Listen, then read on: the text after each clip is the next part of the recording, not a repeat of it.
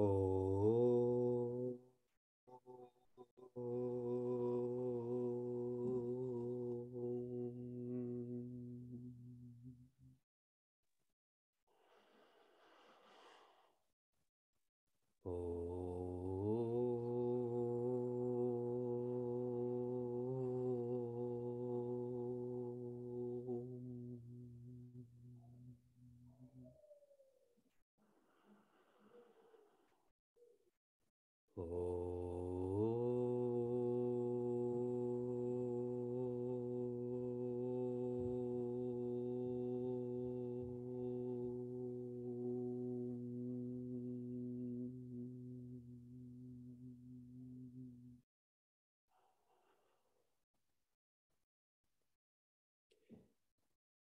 By show of hands, how many of you have been engaged in some sort of yoga teachers training? By show of hands. Okay. When you took your yoga teachers training, this may have been for 1 week, 1 month, 6 months. When I ask this question again, I want you to all put your hand up because we've all been engaged in yoga teachers training for more than 2 years now. Whether we studied this yoga broadly, as in the different paths, or now in detail with each verse. So I'm asking again, how many of you have been part of a yoga teacher's training? Yes. Rishi Patanjali, in the Yoga Sutra, shares what is stopping us from being enlightened, stopping us from being content. This is in the second pada, which means chapter, the third sutra, which means verse. Avidya, asmita, raga, dvesha, abhiniveshaha, kleshaha. Kleshaha is that which clashes with our nature. It starts with avidya, forgetting what one's nature is. Then asmita. Asmi in English is I. Asmita, I-ness. Since I'm separate from infinity, I have this sense of individuality. Asmita. Each of these keeps expressing. Then raga. I like this because I feel it will make me complete. Dvesha. I dislike this because I feel it will make me incomplete. Separation, individuality, likes, dislikes. And finally, abhinivesha, which means fear. Fear, I will not get what I like. Fear that I will get what I dislike. I'm sharing this with all of you because we have to reverse this. We have to reverse these kleshas to be able to feel content. And this reversal process is dharma. We start with dharma, which is the right actions.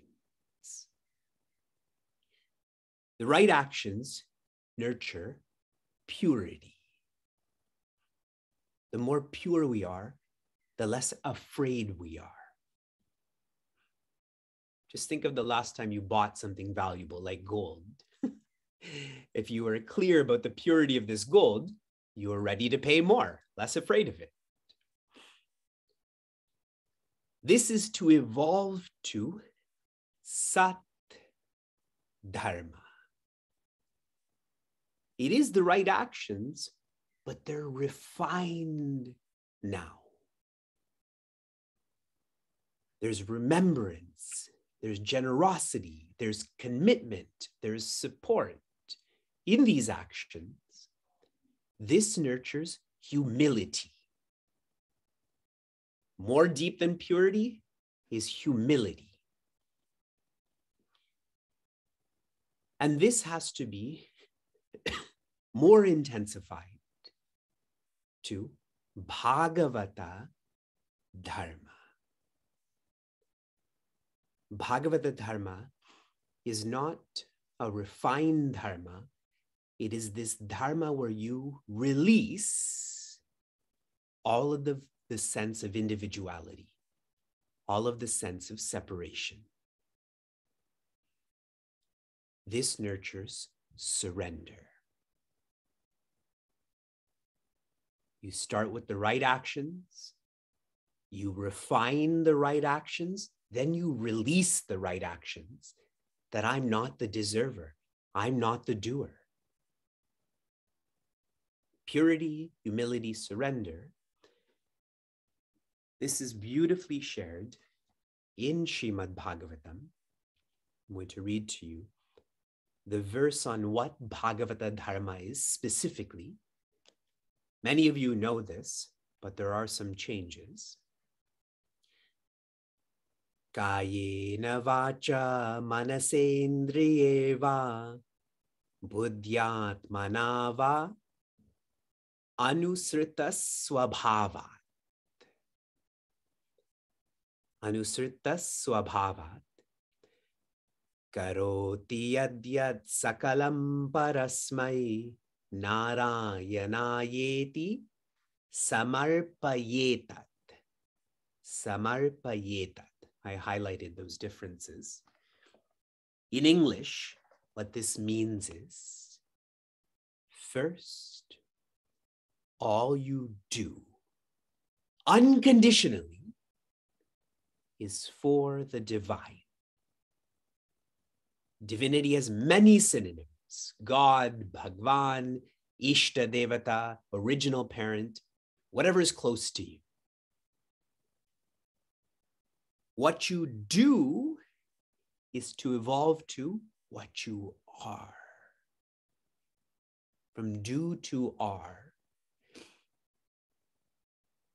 Just think about surrender. Me giving my help to you is valuable. Imagine I gave my arm to you. How much more valuable that would be from do to are. Sharing this one final way, because the question from yesterday, how does one practice going from dharma to bhagavata dharma? Product placement, okay? Planting a tree, that's your dharma. Refining that to donating for 100 trees to be planted, that's your sat dharma, correct?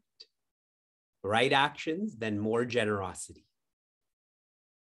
Dedicating your life to the earth because the earth has dedicated her life to you, that is bhagavata dharma. Makes sense? Okay, next question. Please share in the chat. There were some from yesterday I missed. Please share them now. Any questions? Chapter 6, Dhyana Yoga.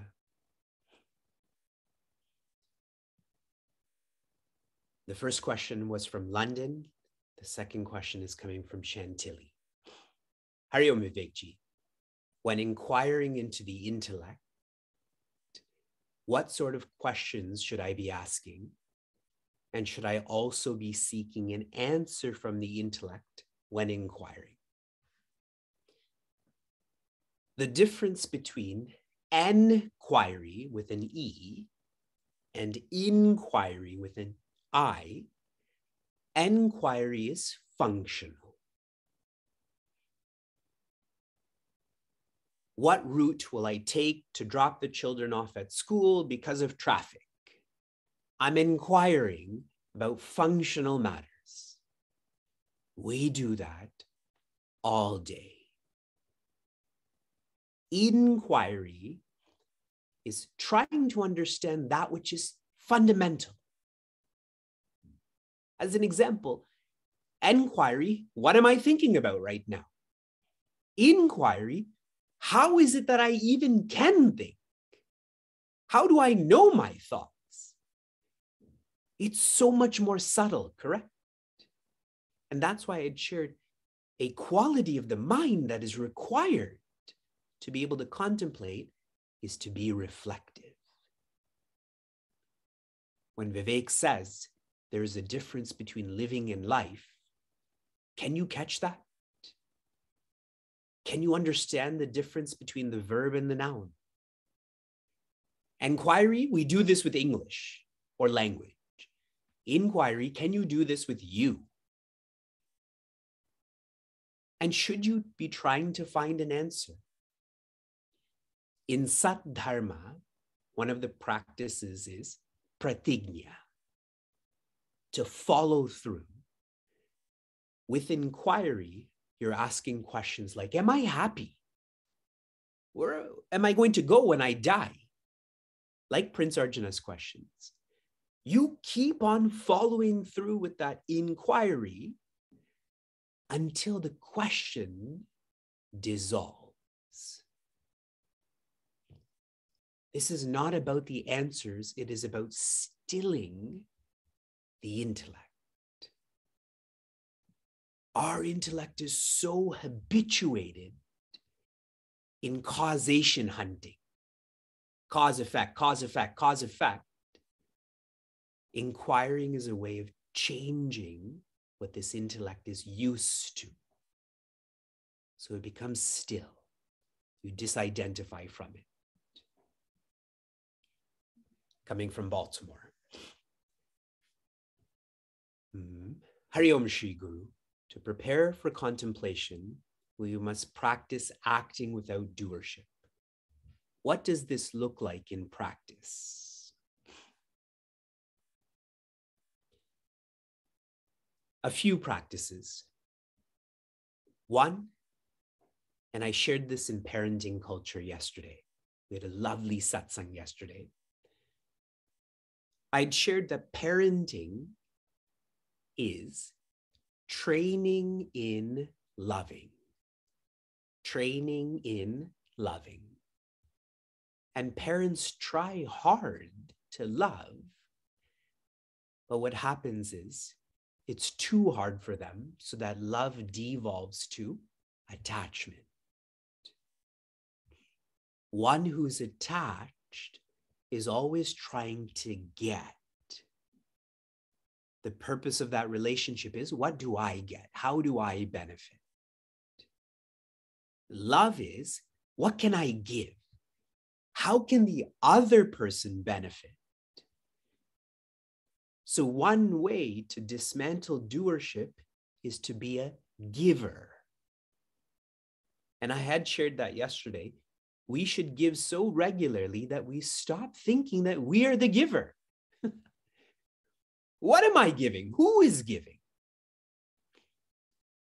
Another is to deepen the sense of, I am an instrument.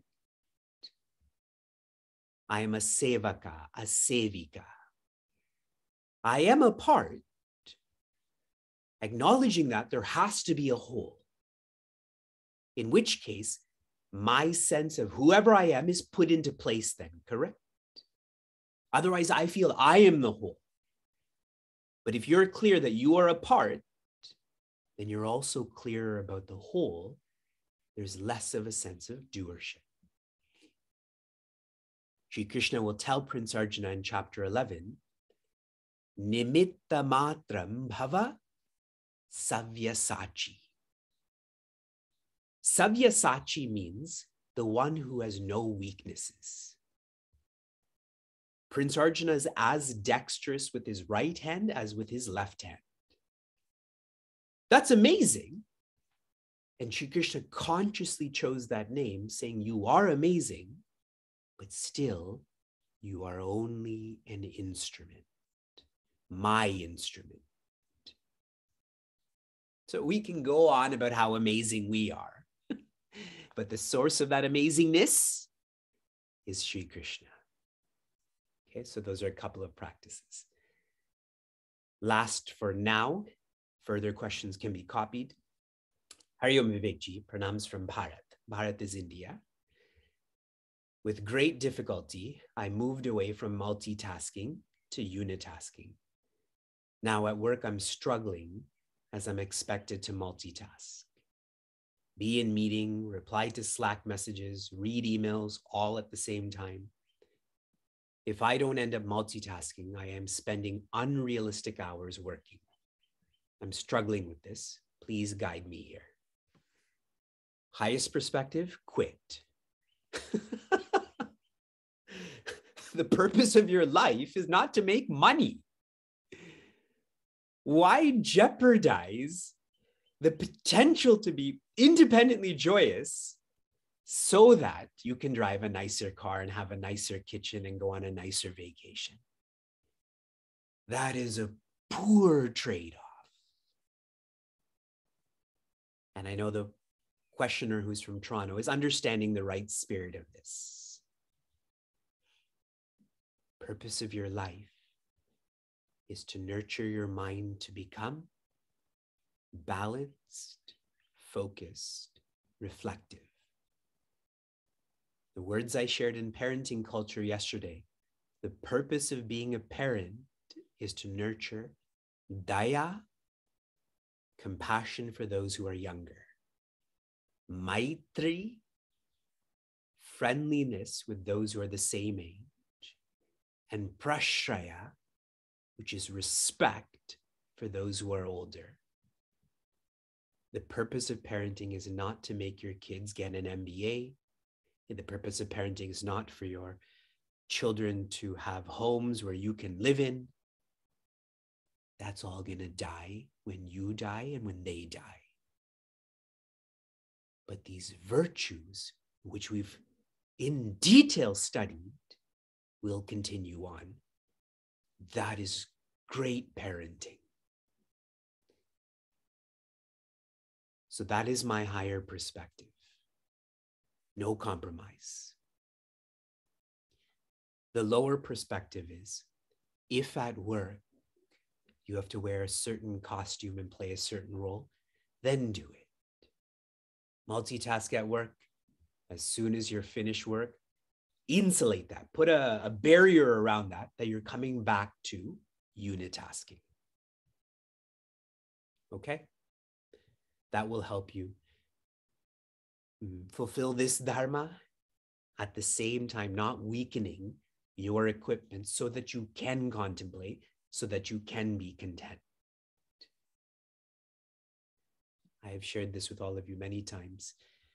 Learn to compartmentalize. If you had a tough meeting before, meaningful mornings, compartmentalize it. You continue. If something is bothering you that's going to happen next week, compartmentalize it. This helps you to follow dharma, sad-dharma, bhagavata dharma. This morning, I apologize, yesterday morning, we have now completed 50 mornings of dhyana, 50. That is awesome. We've had almost 8,000 seekers join us over the past 50 mornings.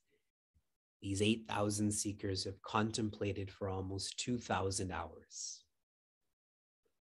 How fortunate are we? These are all incredible experiences. We only have 4 more mornings. So whatever questions you have, be ready for those. Shanti, Shanti, Shantihi. Oh.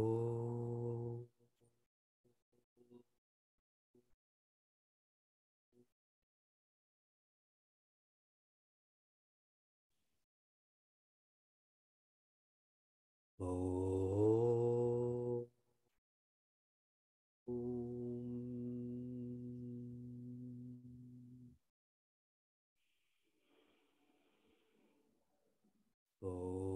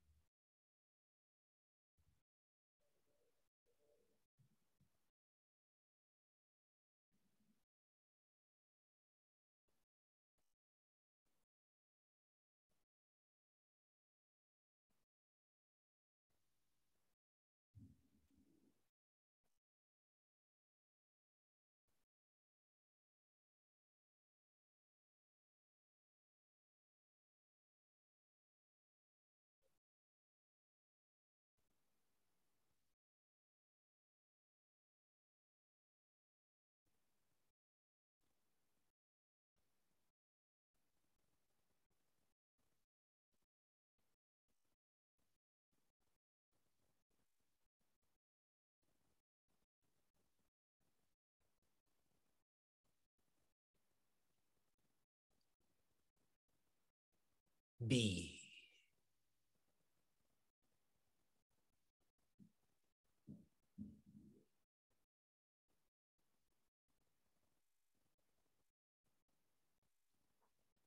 Be awareness.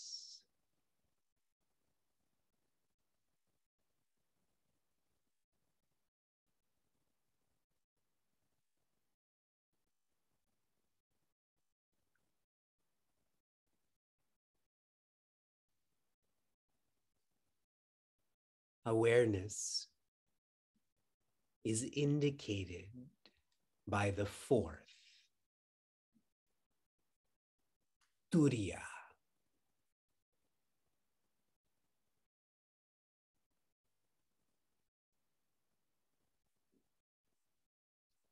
When awake, our inner world is fully expressing. Memory, mind, intellect, ego.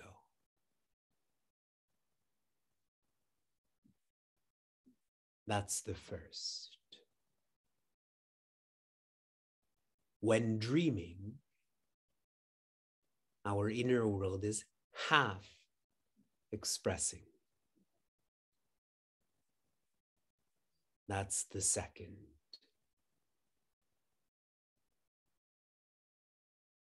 When sleeping, our inner world is not expressing. That's the third.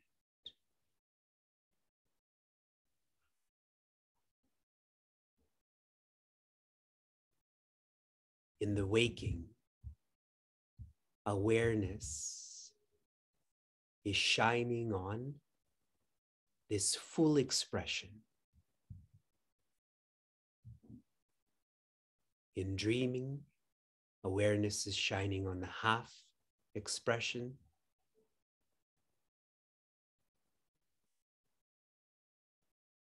In sleep, awareness is shining on the absence of expression.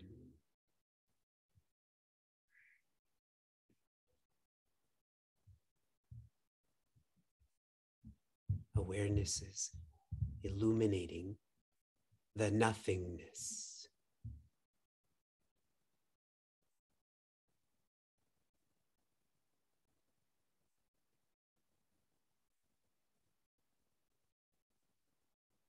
Awareness never changed, is not changing, will not change. Awareness is.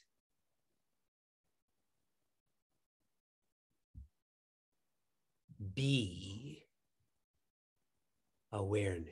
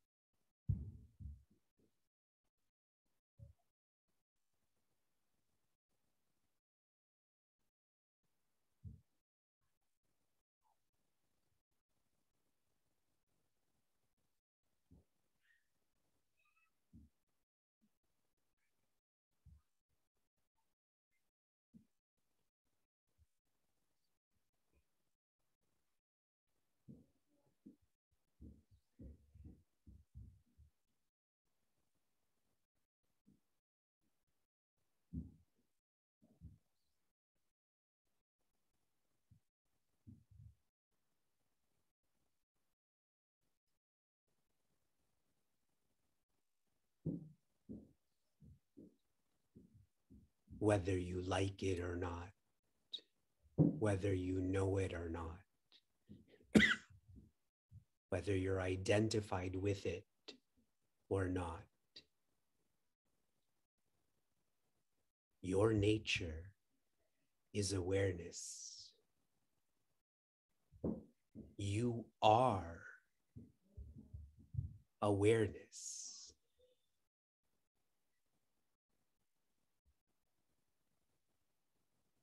Be your nature.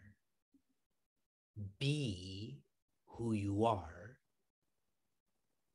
This is the truth.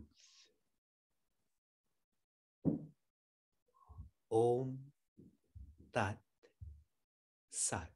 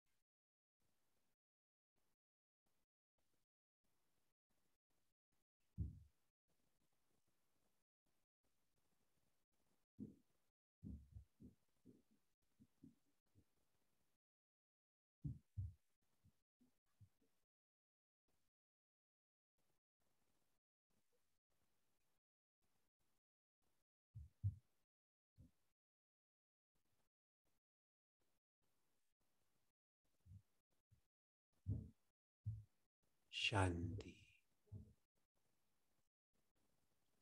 Shanti.